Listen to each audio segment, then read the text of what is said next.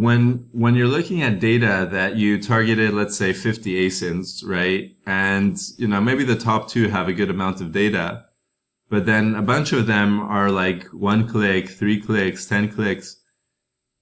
How do you optimize when the data rate is so low? Is there really an approach to working with these, almost fluky data? Oh, you got 1 click and 1 conversion. Oh, 100% conversion rate.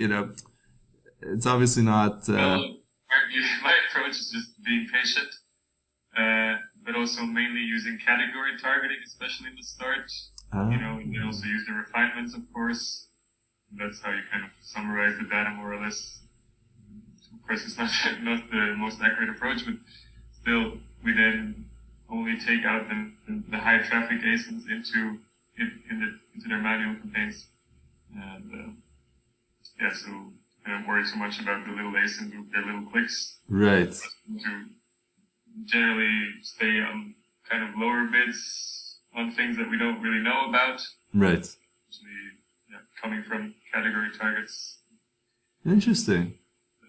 Interesting. I like that approach. So you start out basically, we want to get as much data as possible. Give us this category or subcategory with, whatever refinements on price, brand, etc. Yeah, personally, that's one of my favorite targets to use, these refinements. And of course, I always recommend to use 4 refinements at least. So, pricing up to the point of your product and review rating up to 4.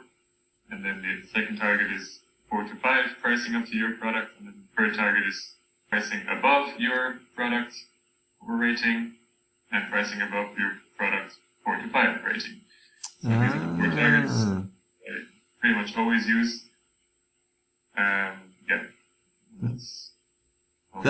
That's a very interesting approach. So basically what that allows you to do is you group the ASIN traffic according to how your product compares to their ASIN. And then you can see, for example, when we're less expensive, we convert really well, so we can bid on that higher. When it's about the same price, we convert okay, so we can bid a bit less, but it's still worth it. And if the price is too low or the reviews are too strong, then it's not worth it. So we'll pause it or whatever it is. Exactly, and of course the rating 0 to 4 and price higher than my product is of course the one that we really push right from the start. Sure. Yeah, no, that makes a lot of sense. We did. We've done something similar. I mean, maybe you're already doing it, but. I learned this from a guy called Jeremy Shoemaker. He called it, I think, second chance targeting, something like that. Basically, the idea is you can scrape the search results on Amazon for your top keyword, for example, using Helium 10's extension, and then you can basically just do those refinements within Excel. And then pull the ASINs that you want based on that and just pop them in to your targeting for sponsored products or brands or whatever it is. But then, even if you didn't show up top of search, that these guys are showing up there. So they're pretty relevant, and somebody searching for those products would probably be interested in yours as well. Yeah, that's a smart way. We also actually sometimes, for the main products, look at, brand analytics, of course, look at the most clicked products, and they're going to get their own single ASIN target campaign. So that we just have full control on that. Right. Previously dominating ASIN, and hopefully it's going to be us at some point. Right. Yeah.